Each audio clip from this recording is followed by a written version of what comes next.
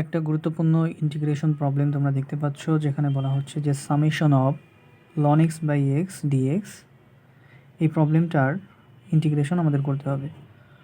তো আমরা যেটা করতে পারি, সলিউশনে আমরা প্রথমেই যে কাজটা করব, আমরা এই প্রবলেমটার জন্য সরাসরি যে সূত্র আছে ইউবি এর যে সূত্র, সেটা যদি আমরা অ্যাপ্লাই করি তাহলে বারবার এই একই প্রবলেম আসতে থাকবে।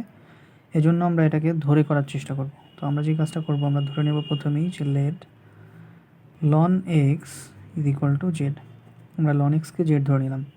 এবার আমরা যে কাজটা করতে পারি, উভয় পোর্শনেই অর্থাৎ লন এক্স এবং জেড দুই পোর্শনেই আমরা এক্সের সাপেক্ষে অন্তরীকরণ করব। তো এক্সের সাপেক্ষে যদি আমরা লন এক্সের অন্তরীকরণ করি সেটা হচ্ছে 1/x, আমরা এটা জানি। এবং জেডকে যদি এক্সের সাপেক্ষে অন্তরীকরণ করি সেটা হয় ddx অফ জেড, যেটাকে আমরা এভাবে লিখি। ওকে, এবার আমরা যে কাজটা করব, আমরা ডিএক্সের যেই অংশটুকুন আছে সেটাকে আমরা বাম পাশে নিয়ে আসবো সমান চিহ্নের। তো আমরা লিখতে পারি 1/x dx is equal two dz। এটা কেন করলাম? এটা করার পেছনে একটা উদ্দেশ্য আছে আমাদের, সেটা হচ্ছে একটু যদি তুমি লক্ষ্য করো তাহলে বুঝতে পারবে যে 1/x dx এই আমাদের মূল প্রবলেমটাতেই সামেশন অফ 1/x dx এখানটাতেও আছে। তো 1/x dx এর পরিবর্তে আমরা সরাসরি dz লিখে দিতে পারি। ওকে, এই জন্য আমরা এটুকুন করলাম। এবার আমরা চলে যাব মূল প্রবলেমে। আমাদের মূল প্রবলেমটা ছিল হচ্ছে summation of ln x by x dx. তো এবার আমরা যেটা করতে পারি, আমরা জানি যে লন এক্স ইকুয়াল টু আমরা ধরে নিয়েছিলাম প্রথমেই, খেয়াল করো, ln x equal to Z.